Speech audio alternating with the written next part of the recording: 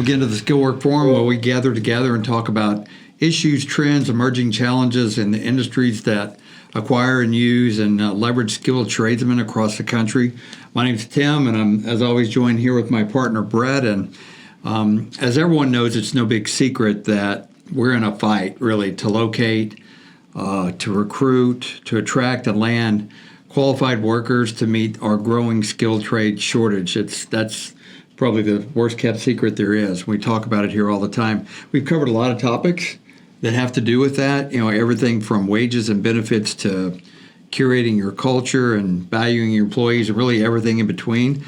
Today, we're going to try to focus on some practical things that might be able to help you. And one of the ways we're seeing a lot of companies begin to put more emphasis and effort into addressing this issue is increasing their focus on both internal and external recruiting to try to find, as one of our job board companies says, trying to find the needle in the haystack.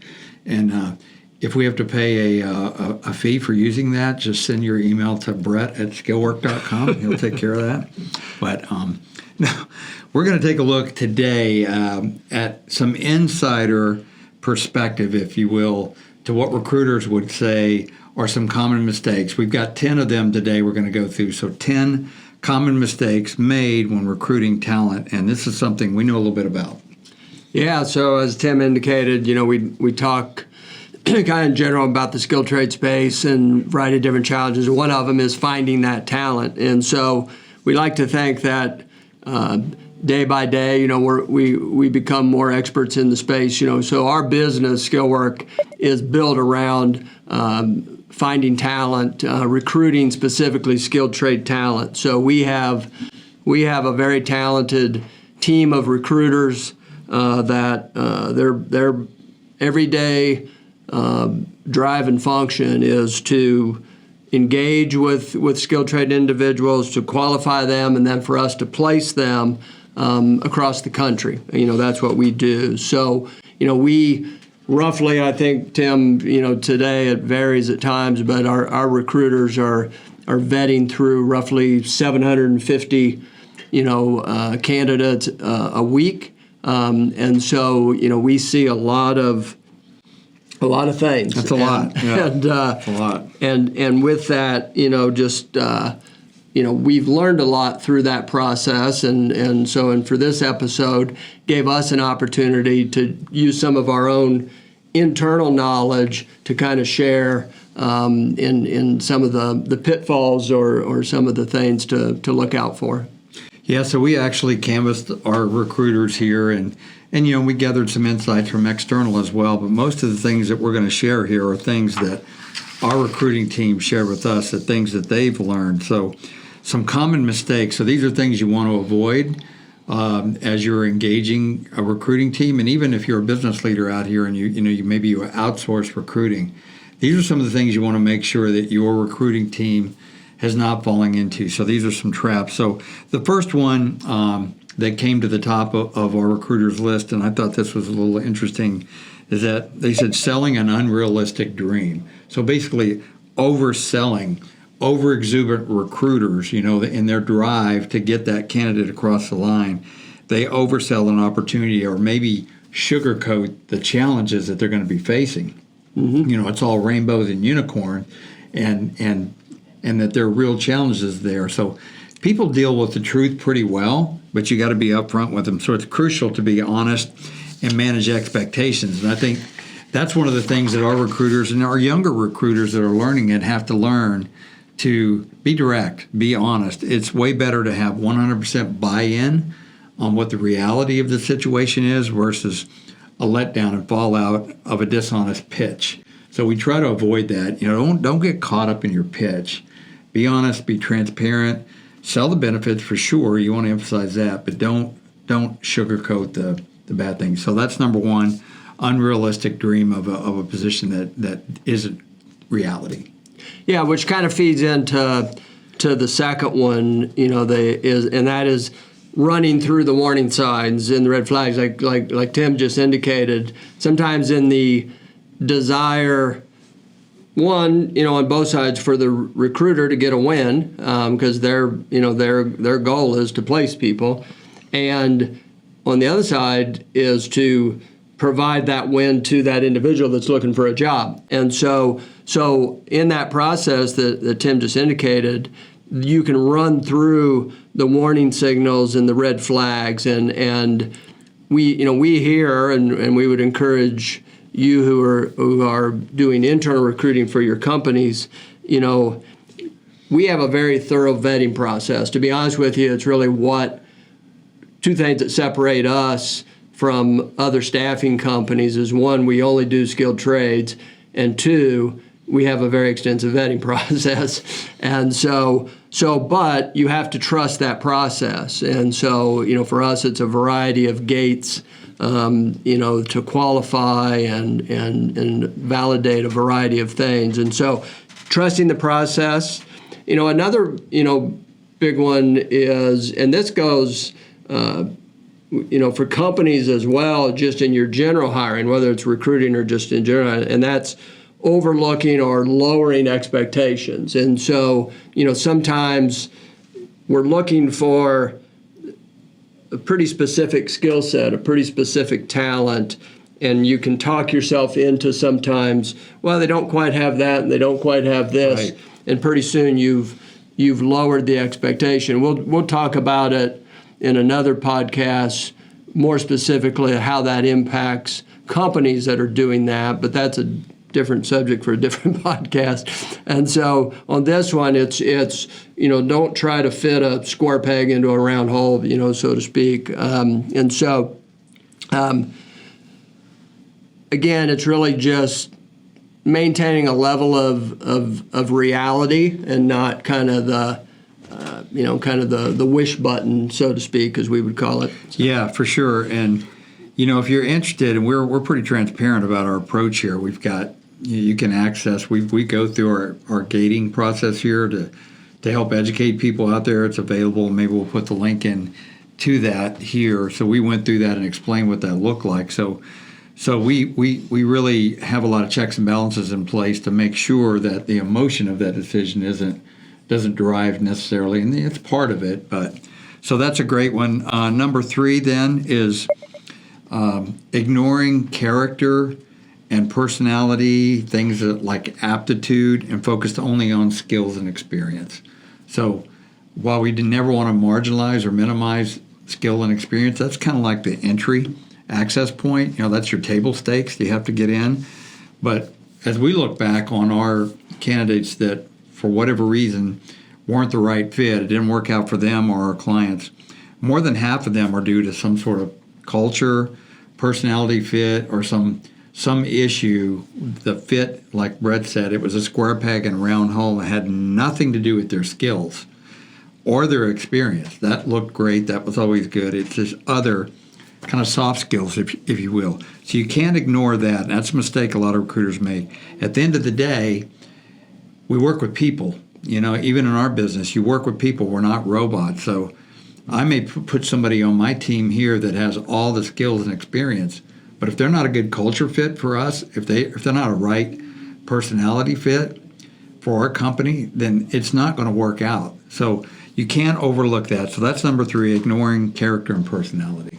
Yeah, for sure. And so as Tim indicated there, we I'm not going to say we never, because obviously that's a bold statement, but we rarely miss on skills, which is a big statement in itself for those of you that are running manufacturing companies and you're struggling to find the talent. We find the talent. To Tim's point, if we miss, it's usually culture, character, work ethic, things that are harder to teach. You can have all the skills in the world, but if you're difficult to get along with, or you don't show up for work like you need to, the skills won't fix that. So we have to be tuned into that. Anyhow, the other piece, or number 4, is caring more about filling the job than you do about the person applying. We talked about it a minute ago in one of the earlier ones about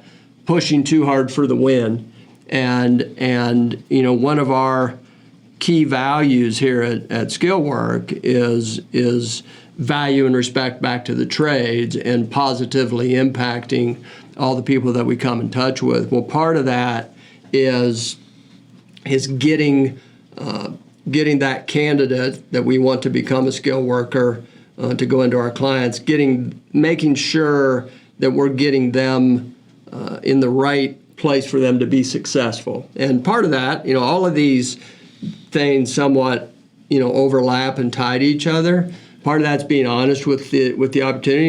If it's a facility that you just know this individual is not going to be comfortable in whether it's because of what they're making or what the environment is or whatever the situation may be, we need to be listening to make sure that we're finding the right fit. We don't want to. For full transparency, we've hit seasons in our life cycle where we push too hard we push numbers too hard and then experienced too much negative on the backside. So got a bunch of guys placed because they had a huge need, but we went really fast and then dealt with a little bit of the pain on that. We've learned through this process. That's why we feel like we're somewhat experts in having this conversation. Most of what we're telling you, we've learned from experience, right. And that is, sometimes you got to slow down to go fast and make sure that you're matching those fits and stuff. So yeah, that's a great one, and that we got to care more about the person. Long term, we've just found that it's so much better to make sure that it's a right fit for both sides. It's not just a numbers game for us. So that's really important, and I think for your organization too. It's Benjamin Franklin said, "Don't be penny wise and pound foolish," and that's, make sure you're looking at the long game here, and that's a big one. Care about that person. The fifth one then is, and we think this is maybe it's part of the way we do things, but we think it translates to other companies as well. Failing to take ownership of the success of the candidate after you place them. That it's important that we carry out a life cycle support for that employee. It's just like your recruiting team and your organization is likely focused on getting that candidate to you and getting them accepted. They're not as bought in about how the long-term, success of that candidate is going to turn out. They're focused purely on the front end of the business side of that. And we have found ourselves focused on that as well at times, and it's proven to be detrimental. So we want to take ownership of the success of the candidate start to finish. And I got a quote from our top recruiter here, and he said, "The finish line is not placing the candidate, it's when the candidate truly loves their job and they're being fulfilled by what they do." And in a time when we're just dying for people and we're trying to plug holes, that sounds like, well, that's touchy-feely, that's going to slow us down. But I'm telling you, if you care about an individual and you're really concerned that they're in the right job and they're set up for success, that's going to be very beneficial to your organization in the long run. It ties back to this previous thought that we had more about owning the result ultimately and having some skin in the game. So our good recruiters here, it's interesting when you hear them talk, it's like, that's my guy. Mm-hmm. Those guys are on my team. How is my guy doing? And even though we transition our guys to another team here that focuses on their care and feeding, it's just everybody in our organization cares about all of our people, not just numbers. So even though that's our job, our company is placing people, I think it translates to your organization too. It's not just about getting them in the door and checking that block. You need to make sure that you care about their success long term. So that was number 5. No, I think that's a great point, Tim. It really, if you think about it, it's really the natural tendency of anybody that's doing recruiting or a lot of different things, but recruiting specifically, what we're talking about today, it's about the front end, like you said. It's all focused on the front end, getting that person, getting somebody across the line. But the real success, and I would say our success, is really not about how many people we get placed, but when companies grow with us because we're getting them the talent that they can't find. Well, that means that that it's more than just getting them in the door, it's keeping them in the door and them wanting to be there. Those are the clients that's what we want to hear from clients, is that, hey, the guys you're sending us are great, they meet the skill set, or the ladies, whatever the case may be. So anyhow, not exactly sure when you started letting Sally have input in our podcast. Sally's my wife. Yeah, Sally's his wife. So, she's really the brains about the outfit. But that's for certain. So, number 6 is talking more than listening. And so, as we all need to be reminded, this isn't just about recruiting. It must not be. I'm feeling convicted at the moment. But but it's the saying, we have 2 ears and 1 mouth. So, as people, but as specifically today, we're talking about recruiting. So when our recruiters are on the phone with a candidate, potential that we're looking to place in a job and going through the vetting and the qualifying process, they need to listen, more than they talk. We say it a lot of times, especially in a newer recruiter, they've kind of learned the pitch, and you can tell sometimes they don't want the candidate to interrupt the pitch because they're just not comfortable in it yet. And so as they become more experienced, it becomes more of a dialogue and hopefully more listening than talking. And I think at that point now you're really starting to build relationship. There's and we're not, like I said, there's also a difference between hearing and listening. To where we're actually, pulling, our recruiters, the ones that are really experienced, they will hear things in the conversation that will help them know kind of how to guide that person, based on, hey, I've got, I just had a new baby or something, and we'll go, well, is this the best time for you to be out traveling? We got to be honest with ourselves. So. Yeah, and I would just advise you. Do you know what your recruiting team is actually saying? Have you taken the opportunity to listen in? And I just thought of this, that as we're bringing up new recruiters, we do a lot of, opportunity for them for to practice their skill. And I love to listen to what they're saying and give them coaching, because the natural tendency is I got to get all this information out, and they lose candidates and going like, well, I got my pitch out and that's the win. That's not the win. Yeah. That's not the win. The win is hearing what they have to say and making sure they're a right fit. And our good recruiters here are good listeners. And that's a key thing. So probably why you and I wouldn't make good recruiters. Probably not. Definitely. I think I have a lot to say that's important. Exactly. You should listen to me. So, all right, that's number 6. Number 7 then is passing over both overqualified, and I think this is probably more of a nuance. You're passing over overqualified candidates, but sometimes passing underqualified candidates. So getting so focused on discrete set of things that you're focused on looking at, that you'll look at something. We've had this before. We've had a candidate's resume, and all of us out there have done resumes. What do you paint the very best picture possible? So sometimes it comes across as, well, they're overqualified. They're not going to be satisfied in this role. They're not going to be happy.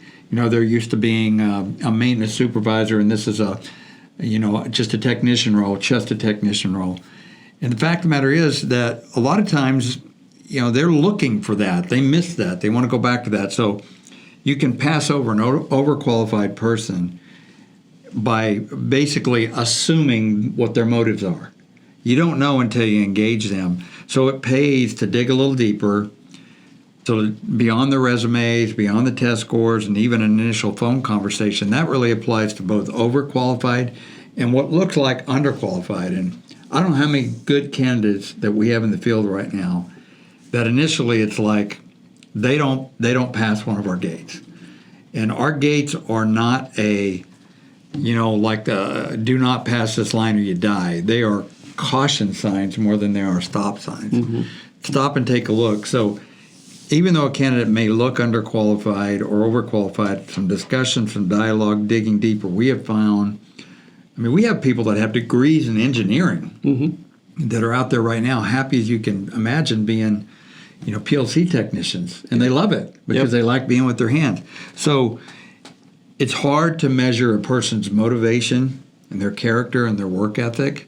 So it's important to not, even though, we go through a lot of resumes, Brett mentioned 750 or so a week, we have to look at some things. Obviously, a guy who's a barista at Starbucks is probably not going to turn into a mechanic tomorrow. But take your time, slow down, take a look, and don't necessarily throw out the over or the underqualified candidate. So that's a big lesson learned. Yeah, I think these last couple that we're doing kind of balances out the front end. Obviously, a lot of what we talked about in the front end is just going for the win, pushing people through, get people out there, and sometimes maybe we're not putting them in the right spot, or they're not maybe they're not qualified. It may be the case, but now we're kind of flipping to the other side, which I often say sometimes as a result of one thing happening, you tend to swing too far back the other way, and that's kind of what these are that we would say you need to be aware of as well. Where now, out of fear of making a mistake, you start to look for perfection. You start to you become over. I think Tim, you use the term a lot of times that don't let perfection be the enemy of good enough. And so again, not lowering the bar, but not raising the bar to a point that you kind of get lost in the fear of making a mistake. I mean, it applies to tons of things in our life, but again, we're talking about recruiting today. So, but just not getting to that point where you're looking for, they have to check every box or they have to be this perfect candidate. And we fall into that. We have a variety of steps in our process, and depending on who's touching it at what point, we sometimes have to have conversations to say, hey, you gotta open the gate a little bit, So yeah, it's interesting. And I was thinking as you were talking about that, Brett, and we're not shy here about our faith and how much we emphasize God's wisdom that we can get from the Bible. And I'm thinking about King David. Many people know King David, and when Samuel went to select the next king of Israel, he goes through all these brothers that are older, and like, it's got to be this one. Look how, and then at the end of the day, he said, is there anybody left? And David's father said, well, the run of the litter's out there. So the scripture I was thinking of is, man looks at the outside, but God looks at the heart. Yeah. We could probably take a little bit of that. You can't judge your book from your cover. So that's a great point. Yeah. Sometimes don't get stuck on looking for a purple unicorn. So, as Brett said, these are a little bit more specific, and they're probably more what you think about when you think of recruiting, but they're important for us to mention. So number 9, the next one then, is failing to get solid references. And we've discovered here that not all references are equal. So we've gotten a lot better at this. And we read a book recently that talked about the wake that you have in life. And basically that's the impact you have in your life leaves a wake like a boat going through a lake. So it's our desire in looking at references and gathering all this information to try to discover what the wake is that individual has left. Because you leave a wake in your life, and so do every one of the candidates you look at. So when you get references, we try to get people who have specific insight into things that are hard for us to measure. We can measure skills, we can measure how much experience, what certifications. It's hard for us to figure out work ethic, attendance, team compatibility. So we like to have conversations with people who know them from that perspective. So not their buddy that they work with on the ship, but a supervisor and somebody who can give us some insight. So we use those references, but again, we don't completely depend on them because sometimes it's just not a good fit. You can't throw out a candidate because you hear one supervisor say, that guy was terrible. Well, maybe the supervisor wasn't very good. So these things are not a one-size-fits-all. Your past doesn't always dictate the future, good or bad. So somebody could give glowing comments, And we take that and we run through some of this Brett mentioned earlier, some of the other caution signs. But because somebody gave them such glowing comments, we go ahead and put them out there and we look back and go, ah. So get good references and make sure the references you're looking for, you're asking questions about them that are specific to the job that you need. Let's say, for example, your culture is, we are a big team organization. You have to be a team player. You have to be able to take anything that comes your way and have a good attitude about it. Well, your question should be, was this candidate, when they worked for you, was it part of a team environment? Oh, no, he was just a solo guy. He could go out there and do stuff, and that guy might not be the right fit for you. So that's what we mean by get good references that really align with what you're looking for. Yep, no, for sure. It matters taking the time in the process to not blow through these gates, and type of thing. And references is one of them. And so, another one, and the 10th one actually is unclear job description or requirements. And so, I would tell you, in our process, we have, and this is something we've learned to be very much more strict on than we were in the beginning, and that is what we call the discovery process. The reality is, and I'll tell on myself because I spent 30 plus years in the manufacturing space. I started out in the trade space, wasn't very good at it, got more into the business side, but at least I've always had a solid understanding and respect for it. But most maintenance managers, most plant managers, until you pull it out of them, they're not 100% sure what they need. So now some companies are very thorough. They have very clear job descriptions, almost, 4 pages type thing, which is great, very thorough. Others, we need guys that can do this, and this. And then, you send them somebody and they go, well, that isn't actually what we need. And so, we need them to have this skill or that skill. Yeah. And so the thing we didn't mention. Exactly. So, it's really important as you're recruiting, you've got to understand, all right, now is that a must-have or is that a nice-to-have? And as we begin to have those conversations with companies, our ability then to hit the mark, for them and for our recruiters, it's very frustrating for our recruiters if we've got them, just throwing mud against the wall without any clear direction as what exactly. Because most companies, when we really get down to it, will say, well, they don't have to have that, but they got to have this. These are minimal, this type of thing. So it's really key. I always tell our clients, we're pretty good. My recruiters are great if we know what they're aiming at. If we don't give them clear direction and then expect them, to hit the mark, it's really almost an unfair game we're playing. So. Yeah, it is. And I'm thinking about my own history too. And, when I was looking for outside support, augmented labor, contracted work, however you want to call it, and the way it worked in most companies was you say, I have a need, I'm short. You validate that. You have somebody from your HR representative who takes a job description or a rec that's probably generic and has been used for a number of different things. Takes a little bit of input from you. Maybe you have a time to kind of glance over it. And yeah, that's good. That gets handed to your recruiting staff, and they're off looking and recruiting stuff on this that has very little in reality with what you actually need. So for us, what we've learned is get your recruiting team really connected with the guys that are talking to the clients, in some cases directly, so that you really know, because the recruiting team, your recruiters are going to ask questions that your people that, whether it's, in our case, our client managers, in your case, it's your end users, they're going to ask questions that they're not thinking of. Mm-hmm. So getting those guys together is really crucial. We've learned that the hard way, so that we can't emphasize that enough. So those are the 10.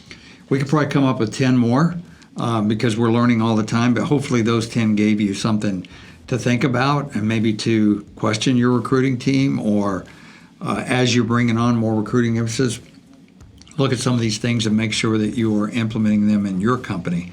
So we hope it helps you in your quest to find great candidates. We try to share this information because at the end of the day, we're for skilled tradesmen. That's who we're for.